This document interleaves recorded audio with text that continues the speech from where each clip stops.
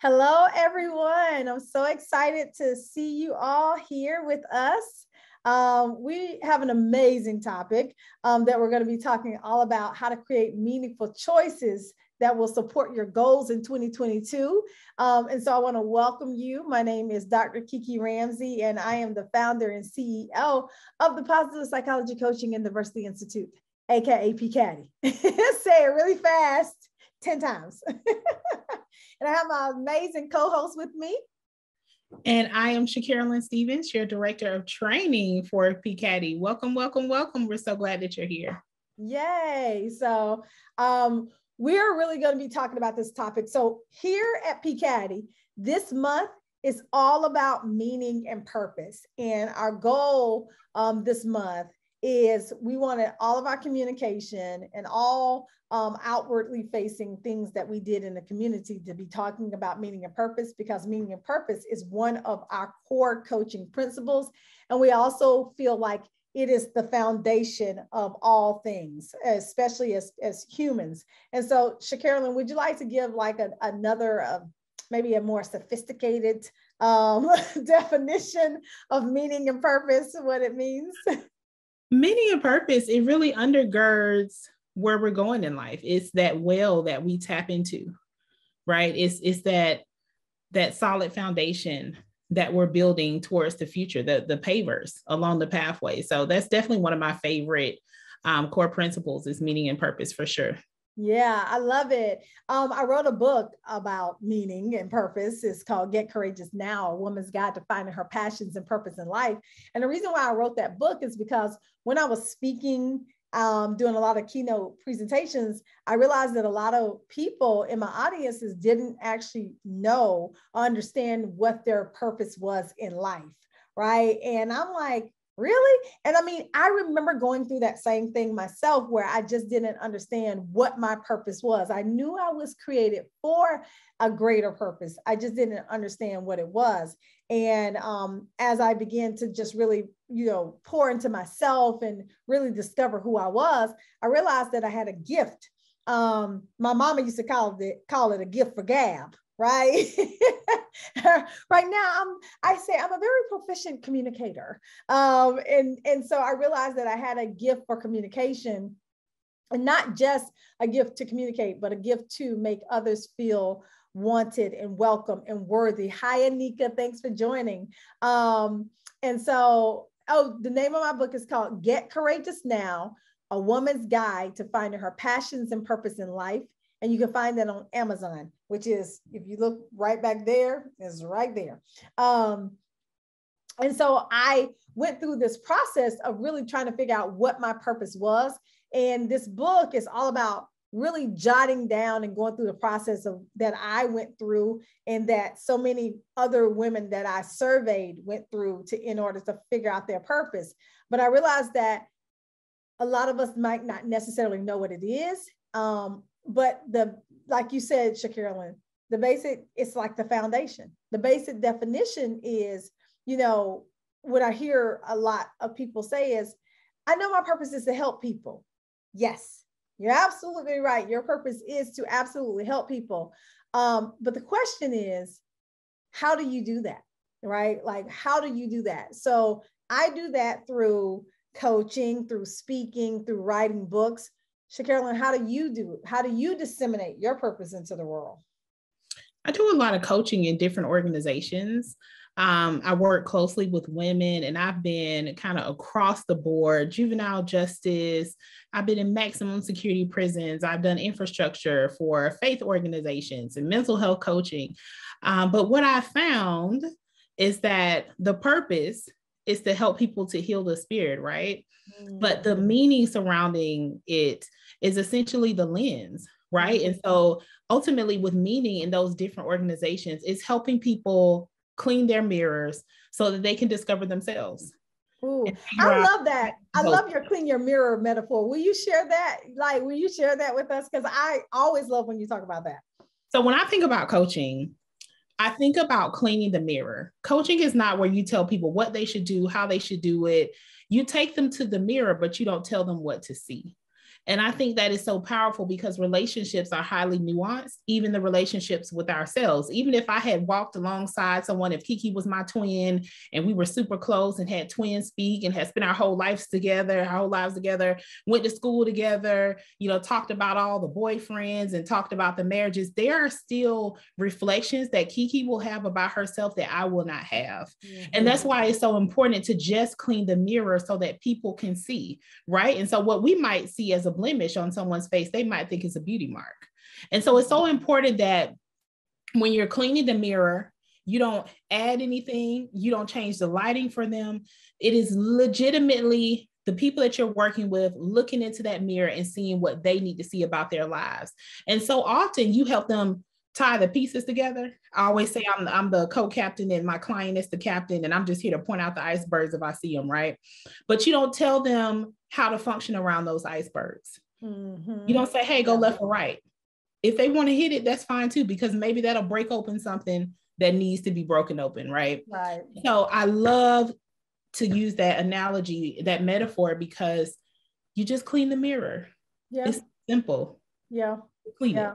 Clean your own. Look, I always used to think about rose-colored glasses, right? Some of us are looking through, looking at the world through rose-colored glasses, like yours might be, gold or red, but we're all looking at it from a different viewpoint, which is, that can then lend us into perspective, which we all have a perspective, what we think about, what we believe about something. And what we believe about that thing is the truth that we're actually walking in.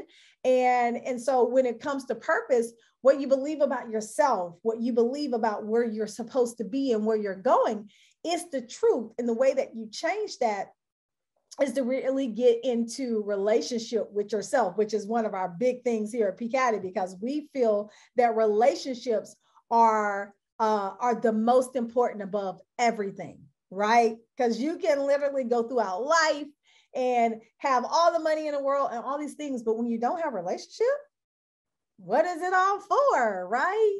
What is it all for? So I think that that's really that definition of meaning and purpose. Yeah. And typically when we think about growth and going forward or empathy, any of those things, we look at them as outward facing entities. Mm-hmm. But reality is that if you're going to give somebody some compassion, you should probably start with yourself.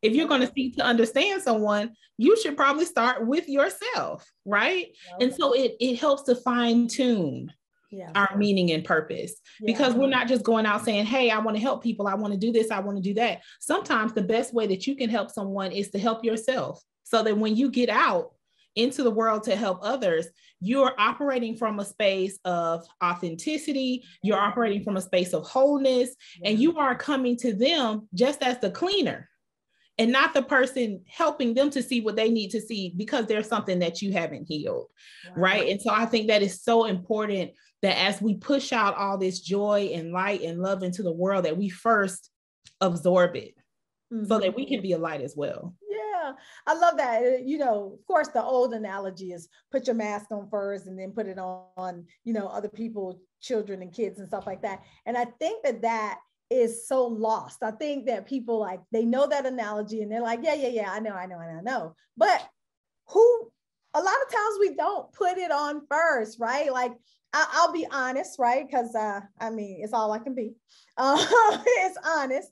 And when it comes to self-care, sometimes I'm not taking care of myself as much as I need to. And I've had so many conversations with, and then some of our clients at PPCaDI are even on this webinar. And I check myself every time I tell somebody else to take care of themselves. And I'm like, are you taking care of yourself? Because you're telling everybody else to do what you're not doing. And I have to then check myself and say, you know what?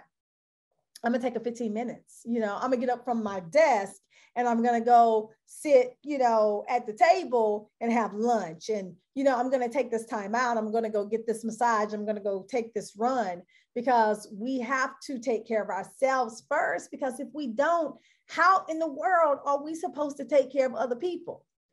right? We have a lot of leaders, right? We're like, what we do here at PPCaDI is we coach leaders. We do leadership development via coaching. We do diversity coaching. And so we have a lot of leaders, and most of our leaders are super, super busy, period.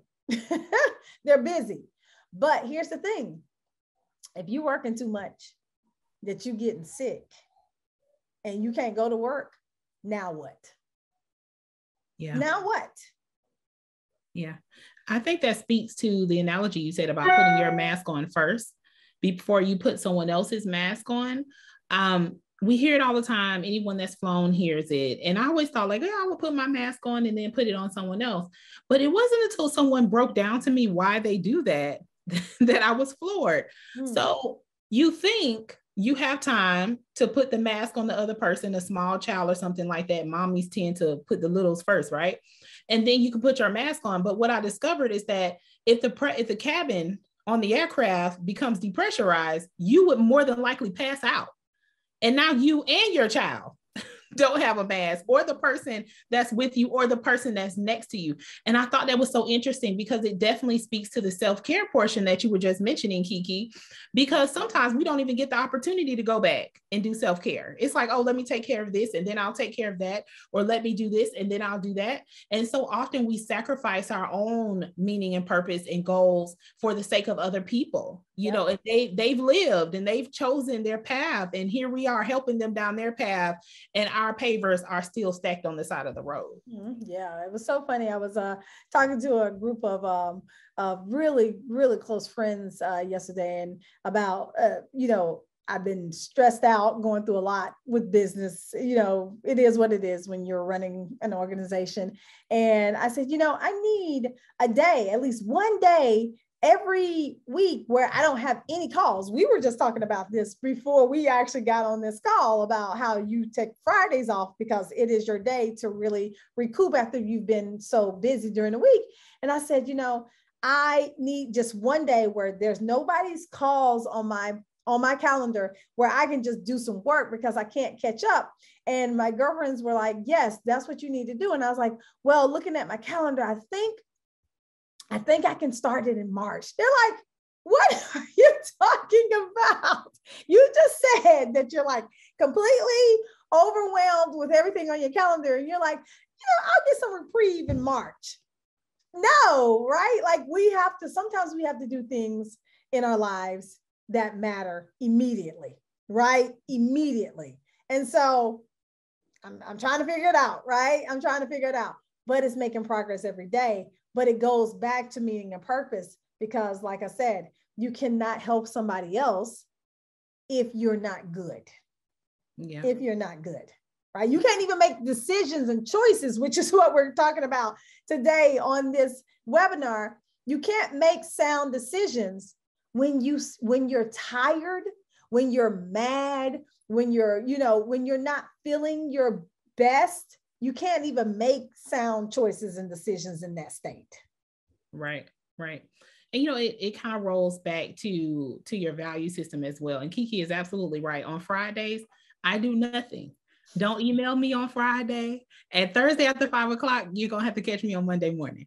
Don't email, don't call, don't text. And you know what's interesting? Some people are like, what happens if someone needs to reach you, or if a client needs to reschedule or rebook or blah, blah, blah. One of the things I always tell my clients is you have to put yourself first so that you can be at your best. And it kind of pops back to the value system, because what I value is my self-care time. What I value is spending time with my husband. What I value is spending time with my family. And we're at the age now where we're doing what a lot of people are calling sandwich care, where you're old enough to have children, but you're still at that age where you have parents that are aging as well, and grandparents that are aging. And we're at the age now where the bodies are not 100% anymore, right? Okay. And so you have to make sure that you're doing what you need to do now, so that in the future, you won't have to pay for that stuff later. So one thing about it, and two things for sure. My husband knows when I clock out of work today, I'm about to do laundry. I try to get all that stuff done, because on Friday, I'm laid in the shade. I'm not answering anything, but that is one of my values. And when you know what your values are, you will make the right choices that align with those values, whether you're sad, happy, angry, upset, whatever. And there are plenty of people that might want to reach me on Friday, and it's okay. And if it's a super emergency, you know, maybe call or text. But most people respect that Friday time. Mm-hmm. Most people do. And it's just something, it's kind of cultural that you just kind of lean into your clients, into your family with, because at the end of the day, how can I show up for other people and I haven't taken care of myself? How can I tell someone else, Kiki, to take a day for self-care? Yeah. And I haven't done it myself. When I talked Yeah. to Kiki today about her schedule, I said, hey girl, I don't work on Fridays. You have to practice what you preach. Yes. So very true.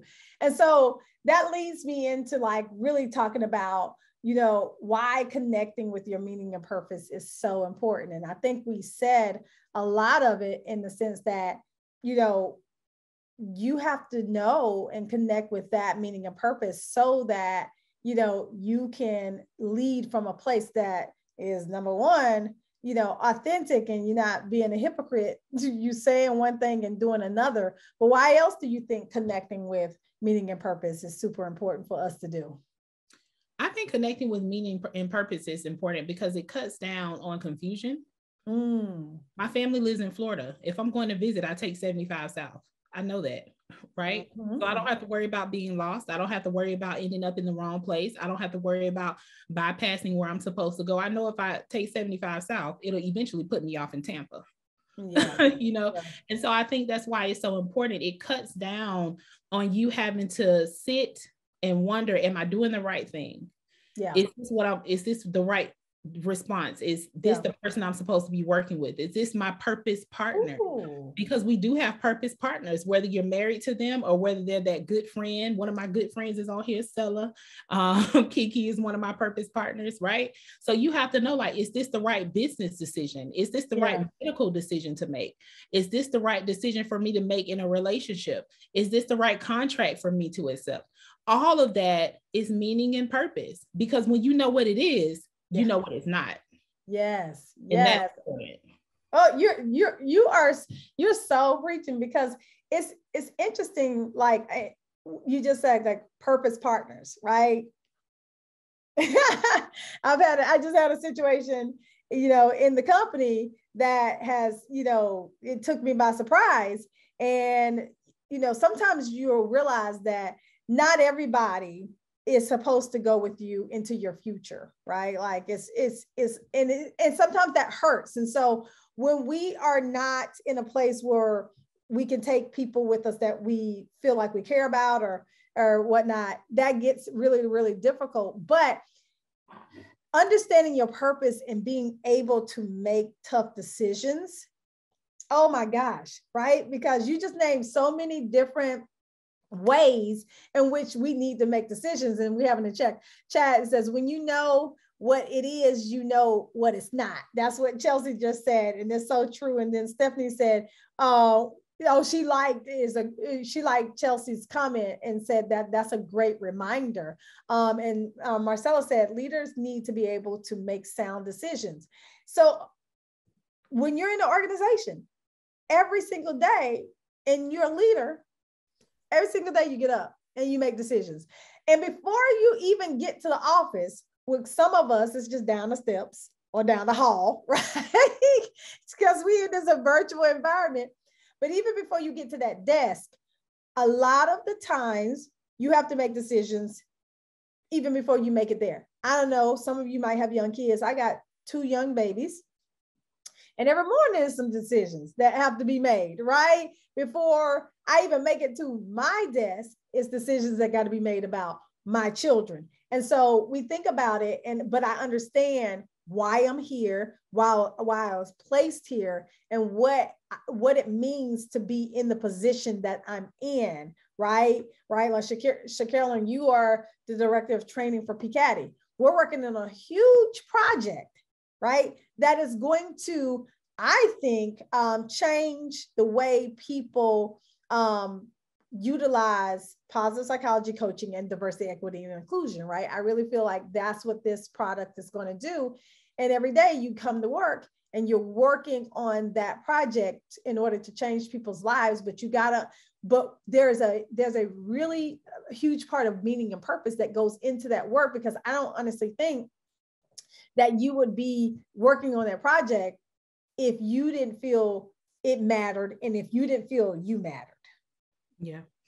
And that project is near and dear to my heart, because one of the things that meaning and purpose, and then kind of linking it with your values, will do, it will cause you to speak out sometimes. And if you're a leader, you're going to have to make tough decisions, but you're also going to have to make decisions that might be best for the company, but not best for some people that might be there. Or, some people might be upset about the decisions that have to be made. You might have to downsize, you might have to move the company to another state, right?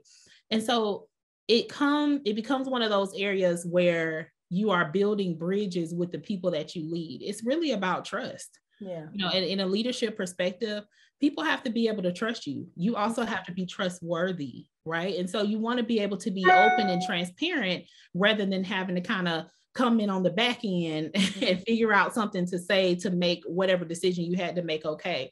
And I always tell clients, when they're working for a particular organization, don't be upset about the policy and culture. Make sure that that's the right organization for you. Look at their mission. Look at their vision statement. Who is in leadership? What do they stand for? What has the company done in the past? Where are they looking for in the future? Because at the end of the day, even companies have meaning and purpose, right?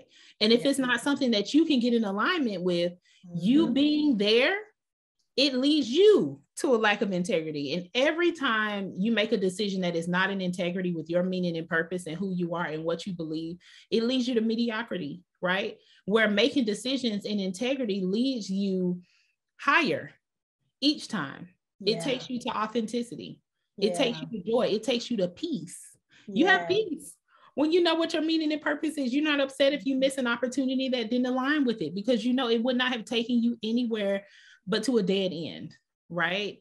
And so it's so important when you're in leadership to make sure that you know why you're there. Did you accept the leadership position for the money? Or did you accept it because you like what it did? Or, the function that it had? That's the thing too. Because the reality is that sometimes your peace is much easier to enjoy, even if you're making a little bit less money. Because with that going up, more money, more levels, more problems, right? And so you might have stayed on the level that you were on and lived your best life. But, society kind of teaches us you want to go higher, higher, higher. Not in the wrong hot air balloon, you don't. Yeah. And you got to be clear about that. And it's okay if that's not your thing. It's too funny. Yes, you definitely do not want to go higher in the wrong hot air balloon. You have the best metaphors ever. I promise you do. You have the best metaphors ever. But that what you just said to me was so super profound, in a sense that a lot of times we might take a position because of the money, or because of something else, and we know it's not the right. It might not be the right fit, but we do it anyway. And then we turn around and we wonder why we're having such a hard time with the job. It's because you're not in the right place. You're out of alignment, right? You're out of alignment. And one of the things that I have to ask myself often, right? Because fun is one of our core internal principles, right? Fun is one of we have several. You guys can check out the website to see what our core principles are. But internally, fun is one of those things. And then, so I have to sometimes do a check with myself when I'm feeling really super frustrated and stressed out. And I have to ask myself, am I still having fun? I did this, we created PPCaDI because we thought it was going to help people all over the world eventually, learn how to be better leaders and learn diversity through coaching, right? And when I'm so stressed out, I ask myself, am I having fun? And if I can't get back to the fun, then there's something that I need to do or something that I need to shift. And so that's one of the questions that I want to ask the audience is, right now, on your position as a leader, are you having fun? Are you still having fun? Because this past 2 weeks, I ain't been having fun, right? And I've been so in my feelings about, about things that are going on that I'm not having fun anymore. And I'm like, you know what? This situation is what it is. And I choose not to allow it to affect, or cloud my judgment about the company, about my position or anything like that. And so I'm choosing to have fun, right? And so, are you having fun? So Chelsea says, I have the best leadership position. Chelsea is our director of coaching, and we love her, and we miss her on this webinar as well. And so I definitely, we miss you. Kisses to you and stuff like that. But are you having fun? Are you having fun? Yeah. I think it's important also to note that you didn't just throw your hands in the air and give up either when you got a little frustrated a couple weeks ago.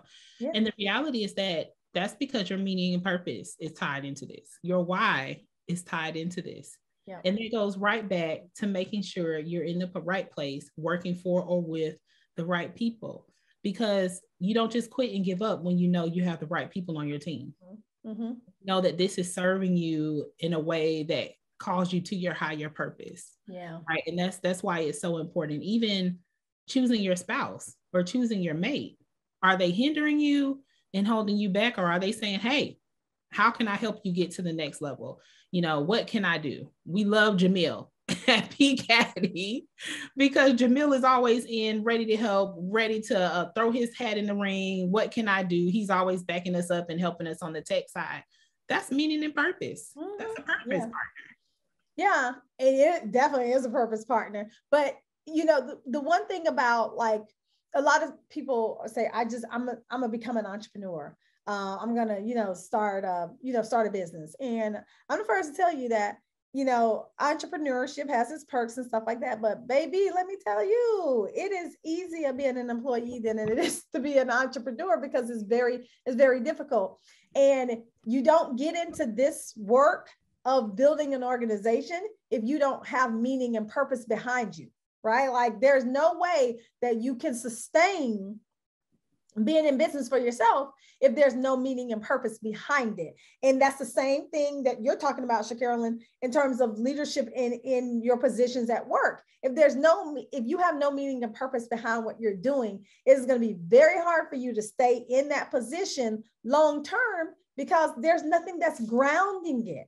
Right? Meaning and purpose grounds us to what we're doing. This is why a lot of people will always say, you start with your why, right? Like, why? So you say, oh, you know what, this year I'm about to lose 40 pounds, right? Okay, that's a goal. But why? Oh, if that why is not great enough, then you might lose 40 pounds, but you might gain them back again, right? It's kind of like this. And so we have to understand it. So let's get into a couple ways in that you can use your meaning and purpose in 2022 to actually reach your goals. I think we've talked about a couple so far, but I think the first one is you can trust yourself to honor what's truly important, right? When you know your meaning, when you understand your purpose, you can trust yourself to honor yourself, to know what's important for your life, right? A lot of times we think about making decisions, and we make decisions, we're responsive versus, we're reactive versus responsive, right? Like, we just act, right? I don't do that. I used to do that, right? I used to just, when it's time to make a decision, I'm like, boom, boom, boom, boom.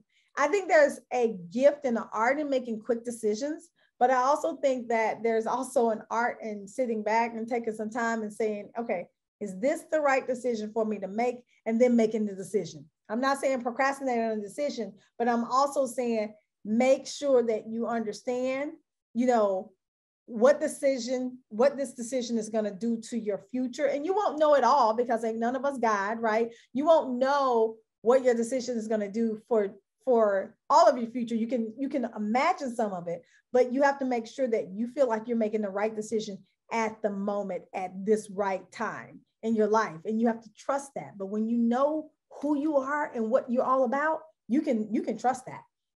Yeah. And I think one of the words you said kind of stuck out to me, honor. As you start to honor your meaning and purpose, just as much as it leads you to a place, it will lead you away from places. And you have to be able to accept that. It'll lead you away from people. It'll lead you away from organizations. And that's okay. Yeah. Every ending doesn't have to be bad. Mm-hmm. Chelsea says it's like a decision-making compass. That's absolutely true. Yes, absolutely. I can remember when I feel like I got more degrees than so I had gotten my master's in social work, and I started my first real job in the hospital. So I wanted to be a medical social worker. So I got into that, and I loved it. But I also knew that there was more for me that I wanted to do with my life in terms of like pouring into other individuals. And that job was great. Don't get me wrong. But I knew that there was more. And so because I knew that there was more in my life, I was able to leave that position. And even then, once I left that position, I still ended up working for them on a part-time basis as a contractor, doing what I was doing before, just under, my own banner. And I also was able to start my company, my first company, and work that as well. But it's because I understood that I was meant to do so much more that I wasn't doing at that moment, right? I trusted and I honored my gifts and talents for communication, to know that at some point in the future, I could be successful. Now, trust me, that was 13 years ago when I started, my first company, which is still going to this day. But I definitely didn't know then what I knew now about business, but I really felt like I struggled through a lot of things that I learned, but it made me a better person overall, a better communicator, and a better businesswoman. But I honored that inside of me to know what was best for me at that moment. Yeah. And your more doesn't have to be entrepreneurship. No. There's some of us that own companies that are just kind of grace for that thing. Like for me, I hate admin stuff. Absolutely hate it with my companies, but I do it to keep them afloat. But more might be continuing to get a W-2 and work for different organizations. Oh, absolutely. And I think we live in a society now where so many people are starting and kind of getting into the entrepreneurial spirit, and there's nothing wrong with that.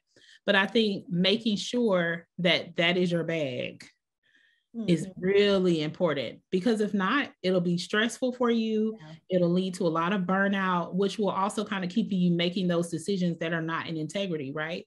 Because at the end of the day, we kind of want some stability, but we have to think about the why. Yeah.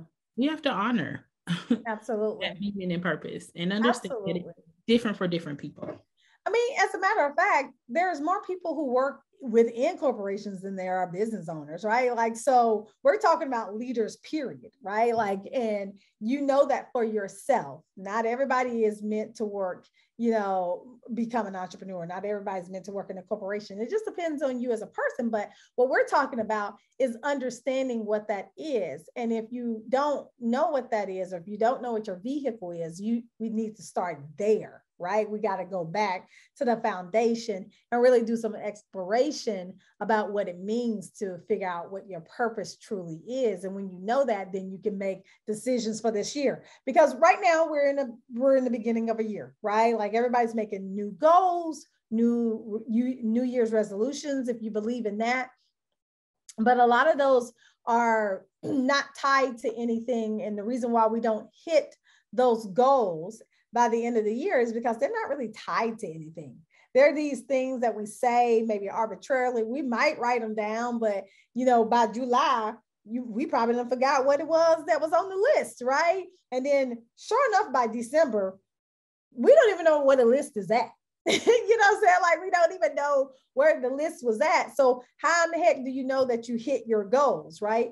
They have to mean something. They have to be tied to something that's more than just me saying this out loud. And this is something that I want to hit. It's something that you embody. Like, have you ever seen people, Shaquille, that they say something and they say it with such conviction that you know without a shadow of a doubt that those people are going to hit that goal? Like, they're literally going to hit the goal because they command it. Like, they tell their subconscious, like, this is the goal. Come hell or high water, we're going to reach this goal. And guess what? What you focus on is what actually happens in your life. And so, but here's the thing. This is why I love positive psychology, right? Because it helps us work within our strengths. What you focus on is what becomes magnified.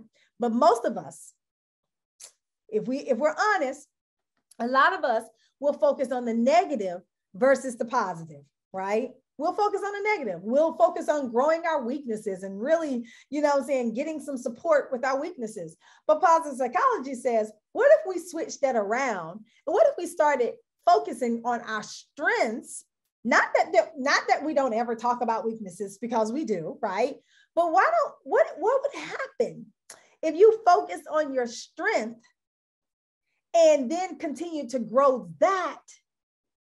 And what happens? Oh my God, then suddenly your focus then changes to something that's positive. And that's what then begins to happen in your life, because you're focused on what's positive in your life versus what's continuously being negative. And that's how we get to a place of gratitude. You'll see a person who's grumpy every day. More than likely, they're focusing on the bad things that's happening in their life. But I'm pretty sure back in the background, there are some positive things that are happening, but they choose not to focus on those. They choose to focus on the negative. Yeah. I think that's why it's important for it to be self-led when you're thinking about your strengths, because other people might say, oh, you're good at math, you should go be a mathematician, or you're good at this or that, you should go do this or that. But at the end of the day, what you should be doing is what you're led to do. And so we have to anchor to those strengths and move and allow them to kind of push us and be the catalyst to moving where we're supposed to be going. Yeah. I think that's definitely something important, because so often we might get outside interference about what we're supposed to be doing or what people think, or, whether or not people agree with the choices that we make. But at the end of the day, when you're doing something that's strengths based, it is your set of strengths. Yes. And not mama, daddy, friends, whoever, people that have known you your whole life. Like, it's really important that you take this journey on your own to figure out, where you're supposed to be. Yeah. And that's why for me, I named the book Get Courageous, because there is an act of courage that's needed in order for you to walk the journey.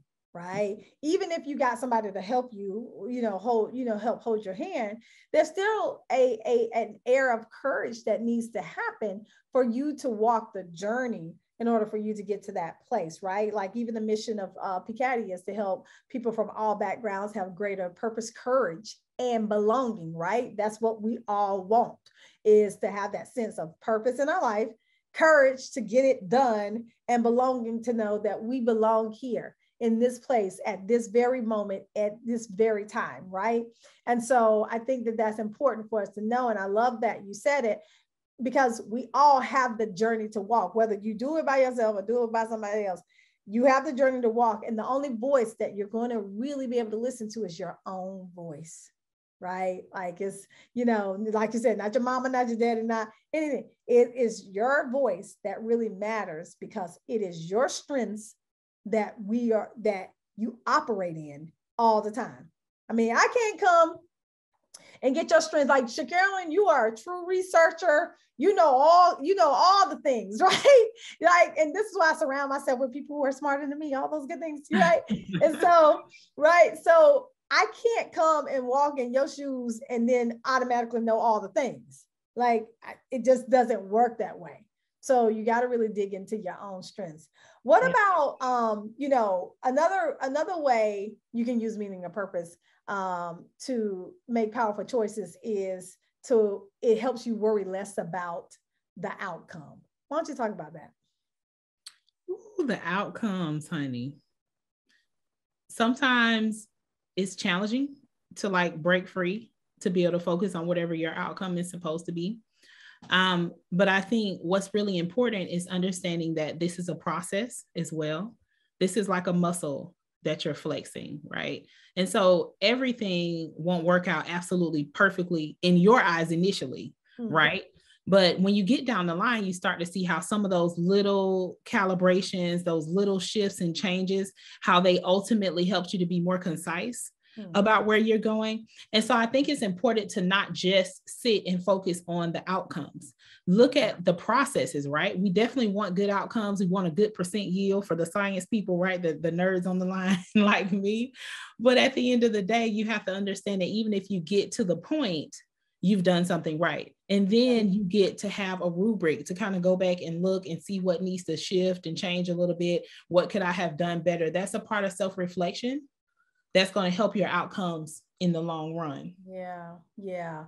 And I mean, I think that, I don't know about you, but sometimes I can get to this whole little worry stage, right? Like I'm just like worried about everything.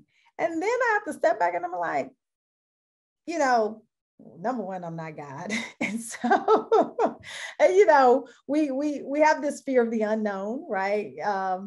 But sometimes we have to trust. And the trust comes in knowing who we are.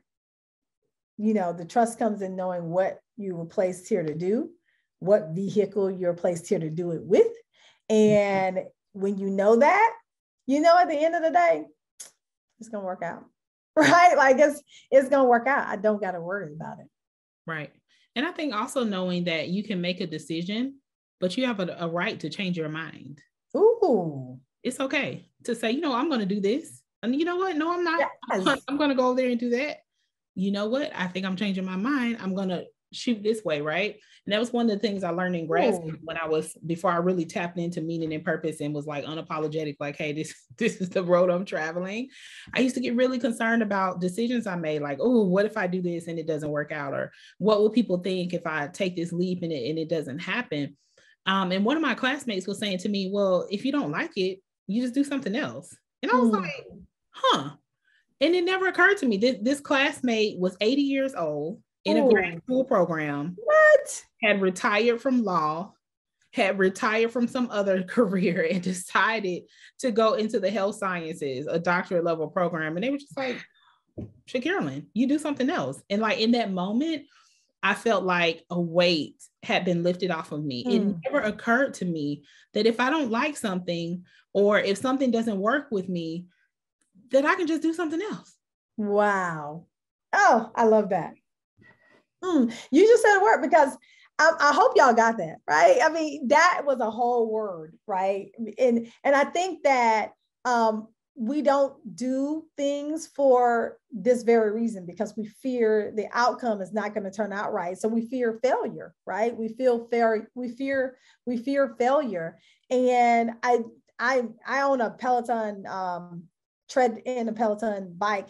And one of the instructors said that she doesn't call it a mistake. She calls it a beautiful oops, right? Like, her daughter was in school and she spilled some art paint all over her paper and she was so mortified. And her teacher said, oh, no, that's fine. That's not a mistake. That's just a beautiful oops. And I use that now because I'm just like, you know what? We make these beautiful oopses. It's a learning experience. Figure out what you're going to learn from it. Apply it, right? Because knowledge is not power if you don't apply it, right? You got to apply it. And so apply it to your life and see that you learn from it the next time. So I call it those beautiful oops, but you can change it. And one of my best friends, Tyra, she reminded me that when I was getting my daughter's hair into locks. And so I have sister locks. I mean, you may or may not be able to tell via this video, but my daughter wanted sister locks, AKA she calls them Goldilocks. And for a long time, I didn't know what she was talking about. And she was like, it's these, mommy, I want these. And I'm like, oh, okay. And I'm like, but she's 4. And, if you've known anything about like the locking process and everything like that, it can be a very expensive process when it comes to sister locks. But I was like, I don't know. What if, she grows up, she doesn't like it, there's still somewhat of a stigma, there's the whole Crown Act going around, all of this, right? And then, she said to me, I'm just going to say what you said to me before. If she doesn't like it when she grows up or, gets tired of it, she can just take them out. And I'm like, you're right. Like, you're absolutely right. It can be just that, right? You can change your mind. Your mind does not have to be made up. And if you can live your life in this flexible state, is what I call it, then so many doors can open up to you. So many. Wow.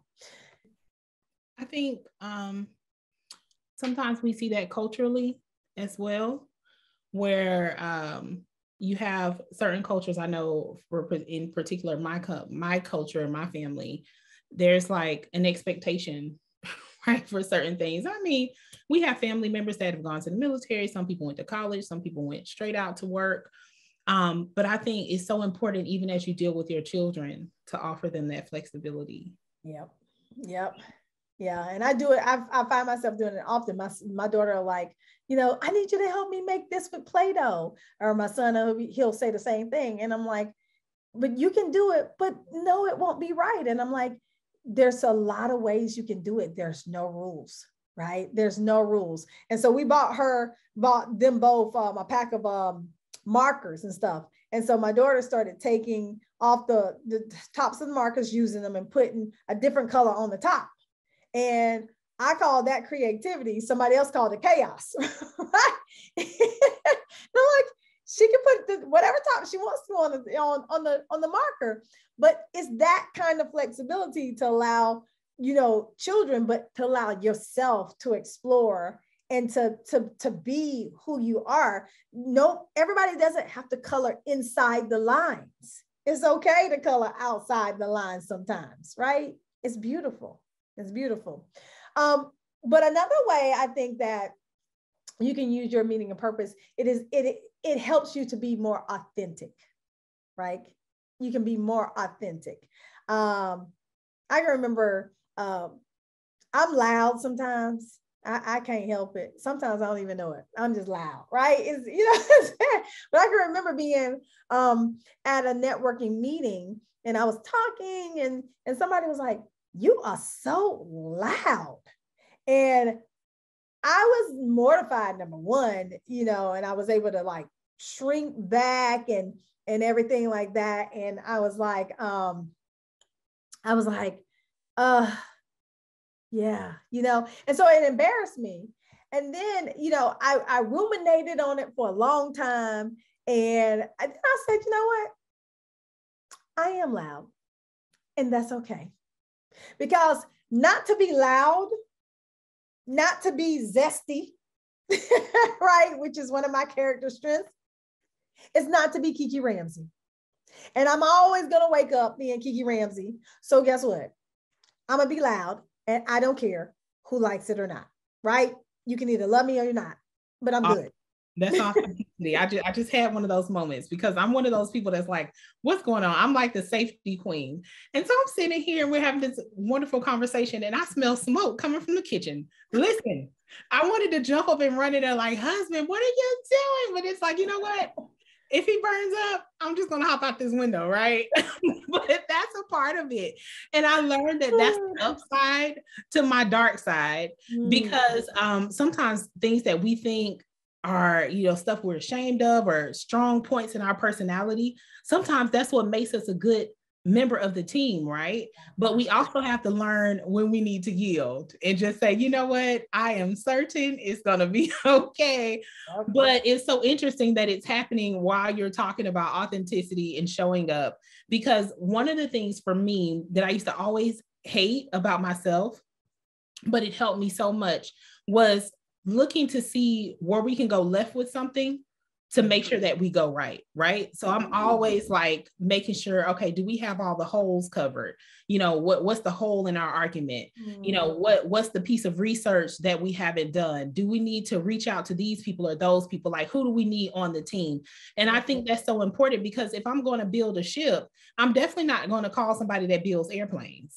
Right. Okay. And so you need to know who is on the team, and you also need to be able to relinquish, you know, the leadership sometimes to people that are on the team. And that's why you put great people there. And so I think that's so important to make sure that you're emotionally regulated. Yes. Come on, PPCaDI coaching principles. In your leadership. I'm like, Lord, do I just hop up and go get the fire extinguisher, or do I stay here? But I'm like, you know what? That's an adult, right? But at the end of the day, a whole adult, we have to make sure that we are regulating ourselves, right? And so on the one hand, I've been out of my mother's house since I was 17. So if decisions went left, you know, it was on me. And of course, my mama would pop in and help her, you know, if she could. But at the end of the day, when you're an adult, you're making your decisions, right? And so on the one hand, it's that, but on the other hand, it's making sure that, you know, we're using our time wisely. Yeah. And just being present in the moment. Absolutely. In the moment. Oh, talk about in the moment. Mindfulness. Oh, I love what, thank you, Anika, who says that for me to embrace my truth, I try every day. and then Chelsea says, I always remind clients that if it would be exhausting if everyone liked us. Pizza does not care if you don't like pizza. Pizza keeps on keeping on, even when you like sushi more. Hello. This is so true, right? Like, people may not like you and may not get along with you, but that's okay if you are okay with you, right? The one thing that matters is if you're okay with yourself, right? If you know you matter and you mean something to yourself. And sometimes we have to check to make sure we sign that internal permission slip to be okay with people not loving us or people not always liking us. And it doesn't mean that you set out to not be liked, right? Everyone wants to be liked at some point in their life. But understanding that as a leader, you're there to lead, even if you're just leading yourself, right? You're not there to appease everyone on the outside, because sometimes they don't understand the decisions that you're making, but in time they will. But if they don't, pizza don't care who don't like pizza. Oh, well. All right. Well, you know, as we close out here, do you have any final words on, you know, how to make meaningful choices based on and cultivate that based on your meaning and purpose in 2022? How do we cultivate it?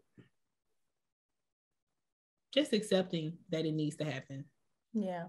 I think that's what's really going to be important. Accepting that meaning and purpose is something that we can no longer afford to live behind. In the last, our whole world has changed. And nobody apologized. We just moved on with it. We rolled on. We made concessions where we needed to. And I think that's what's so important. Understanding that jumping in on your meaning and purpose, understanding what it means for your life and taking action on it, that's what's going to be really important about the choices that you make this year.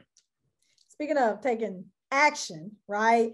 The takeaway that I want to leave you is figure out one thing that you're going to do that you heard in this session that resonates with you, and do that thing this week, right? Because we all know that we can hear something great, something motivational. We're like, yes, I'm going to like do it, but then we don't do anything, right? Because we forget. So just take one thing and apply it to your life this week. All right.